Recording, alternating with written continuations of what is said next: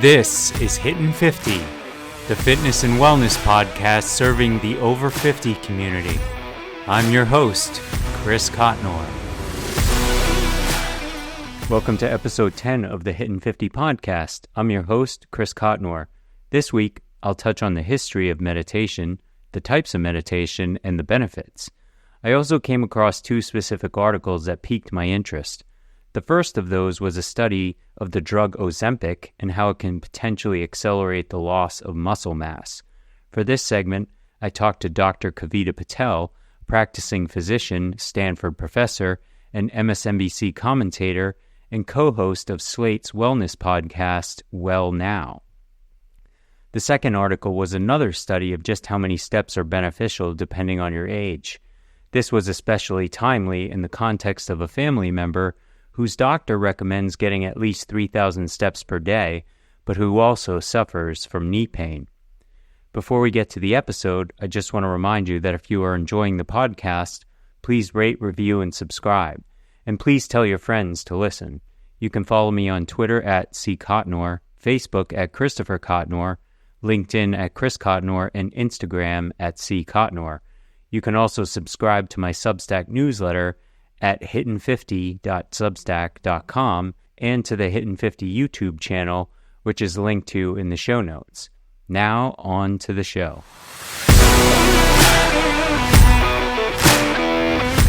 In my reading this week, I came across an article in Barron's, of all places, which detailed the benefits of walking, referencing 15 studies conducted around the world.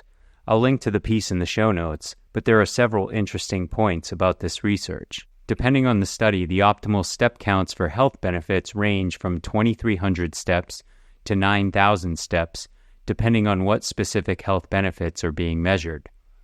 Any amount of walking improves health, particularly for those starting from a sedentary lifestyle.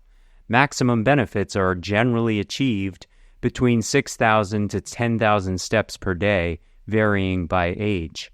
A 2022 Lancet meta-analysis found that for those under the age of 60, health benefits plateau between 8,000 and 10,000 steps, and for those 60 and older, between 6,000 and 8,000 steps. In terms of mortality and health benefits, higher step counts correlate with significantly lower mortality rates.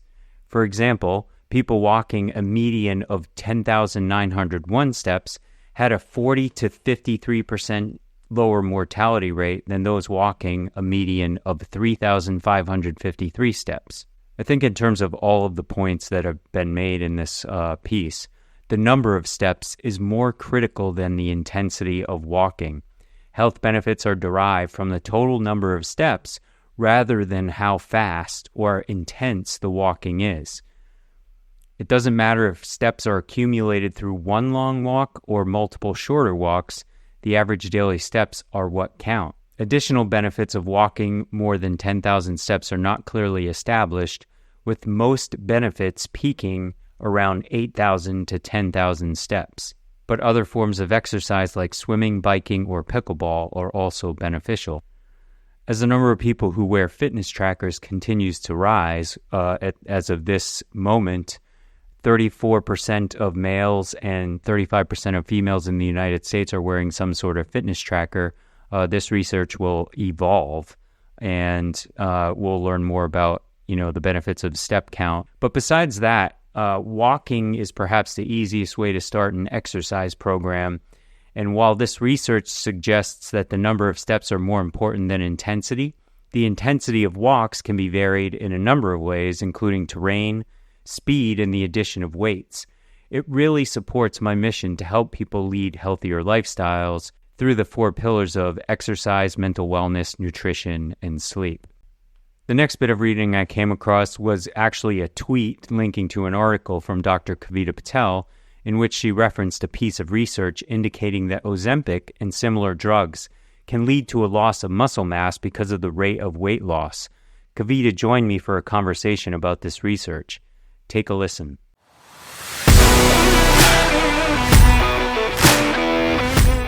I'd like to welcome back Dr. Kavita Patel to the podcast. Dr. Patel is a practicing physician, Stanford professor, and she's also the co-host of Slate's Well Now podcast. Welcome to the show, Kavita. Thank you, Chris. It's great to be here. Thanks for that. So I saw a tweet of yours that piqued my interest a bit. And the tweet was about a piece of research that was suggesting that the drug Ozempic, which is a type 2 diabetes drug that has been used in weight loss, was also potentially causing sarcopenia. Right. And so what I wanted to kind of start with is, what exactly is sarcopenia? I mean, I've written a little bit about it, and why should we be worried about it or concerned about it? Yeah. So sarcopenia is the loss of skeletal muscle mass and strength that normally occurs with aging. So just in general, as we age, even like past the age of 30, we lose a percentage of muscle mass every year. And that's just normal aging. In the context of sarcopenia with Ozempic or significant weight loss, you don't just lose weight, in the preferential fat areas, you lose weight everywhere. And that includes reduction of muscle mass. And that can be, especially with these dramatic weight loss, 15% of your body mass index. You can actually see a really sizable reduction in your muscle size, or so we thought. And I think that, we can talk about like what some of this research showed and how to take that into the context of the real world. Research, I like to say, is this beautiful like petri dish and everything's very well controlled. And then there's what do we have happening in the real world? Let me just start with the drug itself, Ozempic. Mm-hmm. Ozempic was introduced, I think, approved in 2017 and was approved for treatment of type 2 diabetes. But when did they discover that it was actually, quote unquote, a weight loss drug? And I guess more importantly, do doctors embrace it as a weight loss drug? Yeah, so the class of drugs that Ozempic sits inside of, like the glucagon-like peptide, one kind of glucagon, GLP, glucagon-like peptide 1 inhibitors, they are dating back even before Ozempic, a drug called Saxenda. There's been like decades of these drugs. These are not new drugs. But there has been only now since the FDA approved Ozempic, we started to see early trial results of weight loss.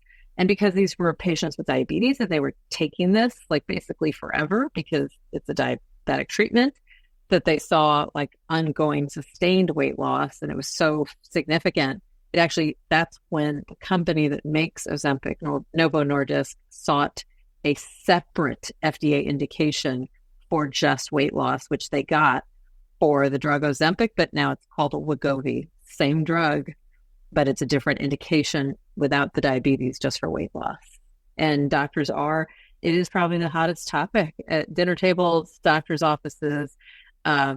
It feels like you can't go anywhere without seeing like a billboard or a pop-up clinic that says, we have GLP-1s. There's another drug, Mounjaro, made by Lilly, that's also in that same class of drugs and has potentially even better clinical outcomes when it comes to weight loss, but it's a little newer on the block. So it doesn't have the kind of word recognition that Ozempic does. And is it safe to take for weight loss and effective? Yeah, for the right patients, the safety profile is incredibly attractive, especially when you think about what are the dangers of poorly treated diabetes or obesity on a patient, right? So we probably have some of the largest trials done for the GLP-1s, like Ozempic, the SELECT trial, 17,000 patients followed over time, an incredible amount of data. And the safety, there are side effects, mostly GI side effects, nausea, GI distress, because it's really kind of slowing down like food's motility through the body, which makes you feel like you're not hungry because that food is going down slower, but that can cause people to actually have nausea and some other symptoms. So there's significant side effects, and definitely people I have stopped the drug on because those side effects are too much to kind of take the risk. And so, but the long kind of safety profile overall for the larger population is pretty attractive, and it has to be the right person.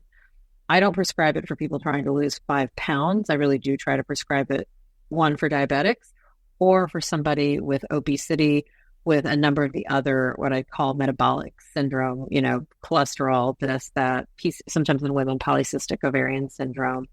Those are the people that I think about where a reduction of their body mass index of 10% can completely change their metabolic profile. And I'll get to the research in a minute, but I'm also interested to know if somebody who's taking this drug for weight loss, does it do anything to prevent type 2 diabetes or no? It's a good question. We don't know. We don't have research because the research primarily was done in diabetics as well as now non-diabetics to look for weight loss. But it's a great question. And, we know that there are other health benefits of these drugs, but we haven't yet been able to kind of understand, does it prevent, would someone who was not on it inevitably become a diabetic and has prevented it? I think that's a great question. I'm not aware of that trial being done, but I think these are the kinds of questions that are being asked as there are more of these kinds of drugs that are projected to come onto the market. So aging brings on sarcopenia. I guess it's inevitable that people lose muscle mass, and this whole podcast is dedicated to combating loss of strength, loss of cardiovascular fitness, improving metabolic health, mental wellness, things like that. So what, in terms of the research, what were the initial findings in terms of the drug and its impact on sarcopenia? And also, are the same things applicable in terms of you lift weights and do things to combat sarcopenia? Is that also helping in this particular case? Yeah, it's a great. So what researchers did is look at those same trials that I mentioned, that, looking at people taking the drug over years and trying to look at any significant decrease in muscle mass, and they didn't find any significant decrease in muscle mass. They found that it was the same age appropriate muscle mass. And in some cases, because these are patients who, to your point, had also been enrolled and, they didn't just get the drug. There was also nutrition counseling and kind of all around overall health. Remember, they're getting monitored more frequently. They're visiting doctors more frequently. So they're getting the same kind of recommendations around physical activity. So there was also a very intentional, holistic approach to the health of these patients. Obviously, the drug made a big difference, especially for diabetes, weight, kidney disease, a bunch of other cardiovascular disease. But we did not see, that's what's been interesting, is that the scientists' comment was that they did not see this dramatic drop in their muscle mass disproportionate to what you would expect. Obesity specialists and researchers say that's because we didn't just say, here, take the drug, good luck and goodbye. We really paired it with nutrition, physical activity, and really an education about what it takes to be healthy, including treatment of obesity. All right. And my last question is just, I discovered the podcast by accident, the Well Now podcast by Slate. I mean, you've been doing a show and, we met several years ago because of your expertise at the time in COVID, which you probably got sick of talking about. And it was back in the news this week, of course, with Dr. Fauci and our friend in Georgia. Yeah. Another fine doctor.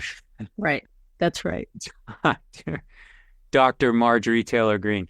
That's right. But that aside, talk a little bit about the podcast and what topics you guys cover.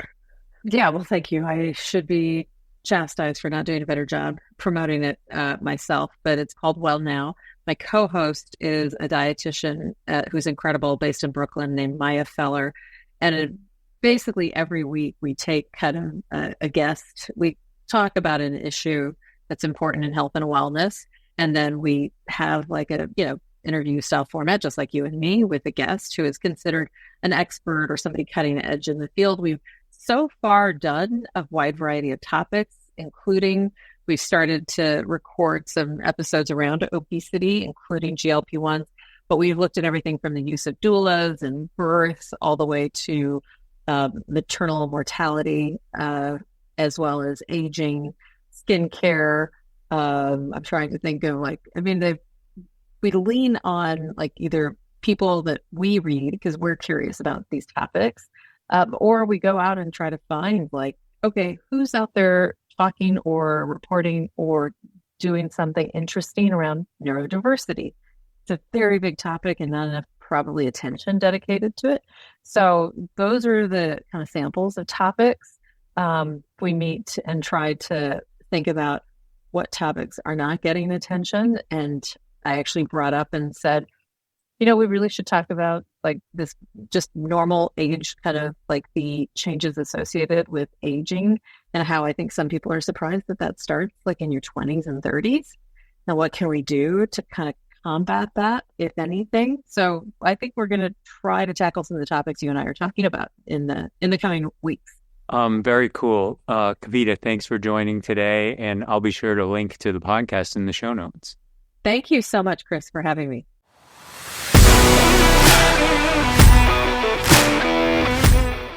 Finally, in my Hittin' 50 post this week, I did a deep dive on meditation, including the history, the types of meditation, and the benefits. Meditation is something that I've struggled with in terms of incorporating into my own health journey, and I suspect it has a lot to do with my perceived inability to switch off my brain. But I know full well that if I made it a priority and worked at it, much like I've worked at other aspects of my health, it would be incorporated tomorrow. And the crazy part is that I've experienced just how freeing and relaxing it can be.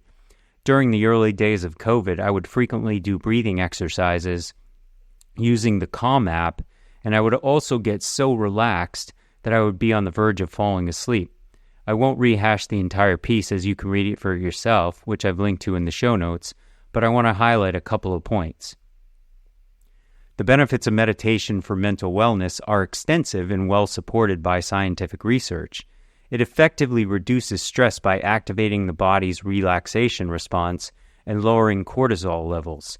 It also alleviates symptoms of anxiety and depression through mindfulness-based interventions, improves focus and concentration, and enhances emotional regulation and self-awareness. Furthermore, meditation promotes better sleep quality, reduces the symptoms of PTSD, and boosts the immune system, contributing to overall health and well-being. Various types of meditations cater to different needs and preferences. Mindfulness meditation, transcendental meditation, Zen meditation, loving-kindness meditation, guided meditation, body scan meditation, each offer unique techniques and benefits. To incorporate meditation into a wellness regimen, which I've pretty much failed at to this point, individuals should start with short, consistent sessions, create a dedicated meditation space, and establish a routine, just like exercise. Utilizing guided meditations, focusing on the breath, and practicing patience and non-judgment are essential. Exploring different techniques, incorporating mindfulness into daily activities, joining meditation groups, and tracking progress can further enhance the practice. I also want to reiterate that guided meditations or guided exercise or guided recovery can be really beneficial because they keep you accountable and they also show you exactly what you need to do. So I highly recommend that. I mentioned the Calm app up front, but there are tons of platforms and apps that you can use, including probably if you have an iPhone, Apple Fitness Plus has meditation exercises. If you use the Peloton platform, they have meditation exercises. I mentioned Calm, which has a subscription fee. And there are plenty of others, including, free resources via YouTube.